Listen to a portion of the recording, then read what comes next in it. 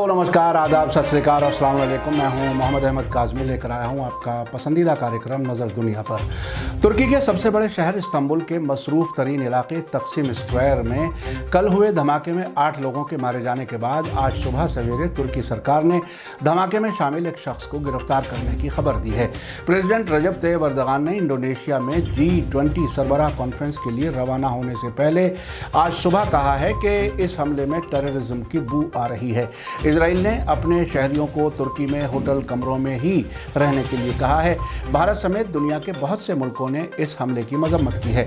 दूसरी तरफ ईरान की एक अदालत ने हालिया प्रोटेस्ट में शामिल लोगों में से एक को सजाए मौत और 5 लोगों को 5 से 10 साल की कैद की सजा सुनाई है। ईरान ने जर्मनी और फ्रांस के प्रेसिडेंट्स पर मुल्क के अंदर दंगे भड़काने में मुलव्विस होने का इल्ज़ाम दोहराया है, जबकि सऊदी अरब के प्राइम मिनिस्टर और क्राउन प्रिंस मोहम्मद बिन सलमान की फ्रांस के प्रेसिडेंट इमैनुअल मैक्रों के साथ टेलीफोन पर बात हुई है। आखिर तक ज़रूर देखें। अगर आपने अभी तक media star world YouTube channel subscribe नहीं किया है तो सब्सक्राइब कर लें और घंटी दबाना ना भूलें। और अगर आप हमें फेसबुक पर देख रहे हैं तो पेज को लाइक करें ताकि हर नई वीडियो की खबर आपको सही वक्त पर मिल सके। तुर्की की सरकारी न्यूज़ एजेंसी अनादोलू के मुताबिक इस्तांबुल धमाके में इन्वॉल्व एक शख्स को गिरफ्तार कर लिया गया है। तुर्की के होम मिनिस्टर सुलेमान सोयलू का कहना है कि सबूत के टुकड़े हमले के पीछे सीरिया में मौजूद Kurd terrorist groups PKK YPG की तरफ इशारा करते हैं। रिपोर्ट के मुताबिक इस्तांबुल के इस्तकलाल एवेन्यू पर बम धमाका करने वाले शख्स को गिरफ्तार कर लिया गया है। होम मिनिस्टर सुलेमान सोयलू ने आज सुबह सवेरे कहा कि हमारा आकलन यानी असेसमेंट है कि खतरनाक टेररिस्ट हमले का हुक्म नॉर्थ सीरिया के ऐन अल अरब से आया था, जहां PKK YPG का सीरियाई हेडक्वार्टर है। उन्होंने दोहराया कि तुर्की टेररिस्ट के खिलाफ मजबूत और मुनासिब जंग जारी रखेगा। उन्होंने कहा कि हम इस घिनौने टेररिस्ट हमले के लिए जिम्मेदार लोगों के खिलाफ जवाबी कार्रवाई करेंगे। सोयलू ने कन्फर्म किया कि हमले में 8 लोग मारे गए और 81 जख्मी हुए हैं। उन्होंने कहा कि 50 जख्मियों को अस्पतालों से छुट्टी दे दी गई है, जबकि 5 शदीद जख्मी होने की वजह से ICU में हैं। उन्होंने बताया कि जख्मियों में से 2 की हालत काफ़ी सीरियस है। अनादोलू के मुताबिक तुर्की के खिलाफ 35 से ज़्यादा बरसों की टेररिस्ट सरगर्मियों की वजह से PKK को तुर्की, अमेरिका और यूरोपीय यूनियन के ज़रिए टेररिस्ट ऑर्गेनाइजेशन के तौर पर लिस्ट किया गया है, जो औरतों और बच्चों समेत 40,000 से ज़्यादा लोगों की मौत के लिए जिम्मेदार है।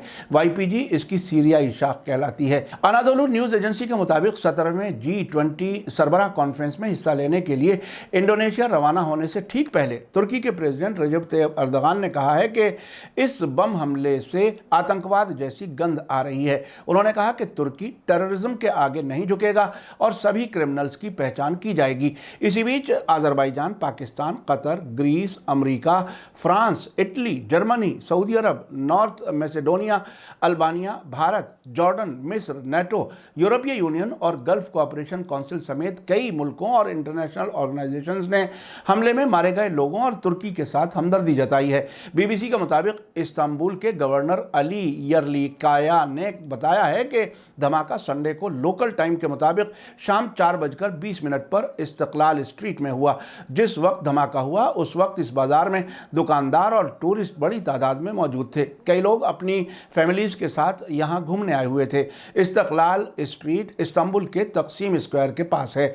तुर्की के वाइस प्रेसिडेंट फुआद ओक्ते ने पहले कहा था कि धमाका एक औरत के जरिए किया गया है और माना जा रहा है कि ये टेररिस्ट हमला है। जस्टिस मिनिस्टर यानी न्याय मंत्री बेकिर बोजदाग ने तुर्की मीडिया को बताया कि धमाका होने से कुछ देर पहले एक औरत 40 मिनट से ज़्यादा वक्त तक इलाके में एक बेंच पर बैठी रही। हालांकि ये बात कंफर्म नहीं हो सकी है और मामले की जांच जारी है। उधर टाइम्स ऑफ इजराइल के मुताबिक इस्तांबुल में इजरायली टूरिस्ट्स को सलाह दी गई है कि वे अपने होटल के कमरों में ही रहें और शहर में ना घूमें।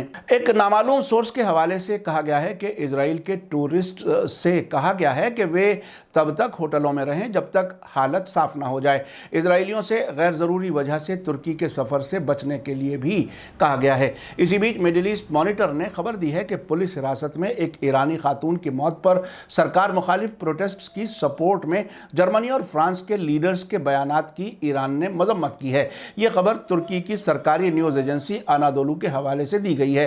तेहरान में फॉरेन मिनिस्ट्री के स्पोक्सपर्सन नासिर कानानी ने हालिया प्रोटेस्ट पर जर्मन चांसलर ओलाफ शोल्ज के बयान को दखलंदाजी वाला भड़काऊ बताया है। स्पोक्सपर्सन ने वार्निंग दी है कि दोनों मुल्कों के बीच ताल्लुकात को नुकसान होगा और दूर तक नतीजे होंगे।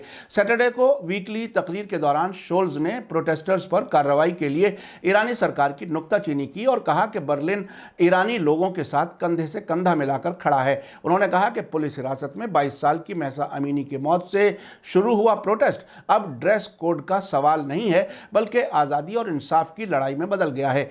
प्रेस टीवी की एक और खबर के मुताबिक ईरानी फॉरेन मिनिस्ट्री के स्पोक्सपर्सन नासिर कानानी ने फ्रांस के प्रेसिडेंट इमैनुअल मैक्रों और अमेरिका में रहने वाले ईरान मुखालिफ जर्नलिस्ट मसीह अली निजाद के साथ हुई मुलाकात की मजम्मत की है। मसीह अली निजाद ईरान में हाल के दंगों की सपोर्ट में बहुत ज़्यादा एक्टिव बताए जाते हैं। नासिर कानानी ने कहा कि मसीह अली निजाद को ईरान मुखालिफ जज्बात भड़काने के लिए अमेरिका से फंड किया जाता है। हाल ही में फ्रांस के प्रेसिडेंट ने अली निजाद से पेरिस में एलिसी पैलेस में मुलाकात की थी। कानानी ने कहा कि यह ताज्जुब की बात है कि आज़ादी को सपोर्ट करने का दावा करने वाले मुल्क के प्रेसिडेंट ने अपने लेवल को कम करते हुए नफरत वाले मोहरे से मुलाकात की है, जिन्होंने हाल के महीनों में ईरान में नफरत, दंगे और टेररिस्ट सरगर्मियों को फैलाने की साफ कोशिश की है। कानानी ने मैक्रों के उन बयानों को भी बेतुका बताया जिनमें कहा गया है कि फ्रांसीसी प्रेसिडेंट ईरान में सो कॉल्ड इनकलाब यानी तब्दीली को सपोर्ट करते हैं। उन्होंने कहा कि यह अफसोसनाक और शर्म की बात है।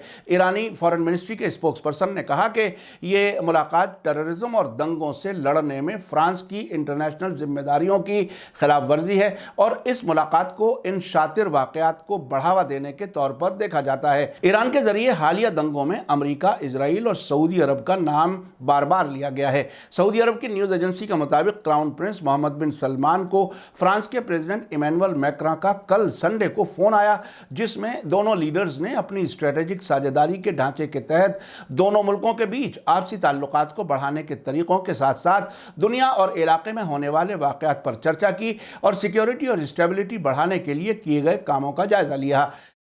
क्राउन प्रिंस ने इलाके में सिक्योरिटी और स्टेबिलिटी के लिए अपने मुल्क की सपोर्ट के साथ साथ इलाकाई स्टेबिलिटी के लिए खतरों को बर्दाश्त नहीं करने के लिए मैक्रोन की तारीफ की। इस सब के बीच ईरान की न्यूज़ एजेंसी इरना के हवाले से अल अरेबिया ने खबर दी है कि महसा अमीनी की मौत से भड़के दंगों के बीच अदालत ने कल संडे को प्रोटेस्ट करने वाले एक शख्स को मौत की सज़ा और 5 से 10 साल के बीच 5 दूसरे लोगों को जेल की सज़ा सुनाई है।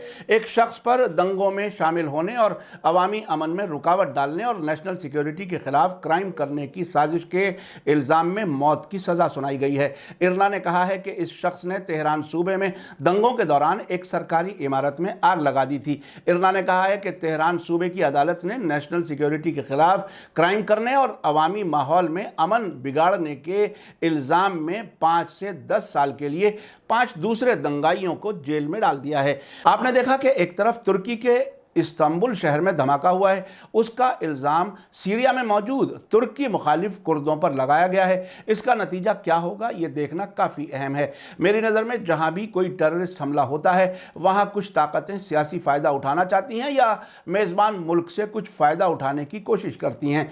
दूसरी तरफ ईरान में दंगों के भड़काने के इल्ज़ाम में फ्रांस और जर्मनी के प्रेसिडेंट्स पर खुलकर इल्ज़ाम लगाया गया है, जबकि सऊदी अरब के क्राउन प्रिंस फ्रांस के प्रेसिडेंट से इलाके के वाक़यात पर मशवरा कर रहे हैं। इन सभी वाक़यात को मिलाकर देखें तो बहुत दिलचस्प तस्वीर बनती है।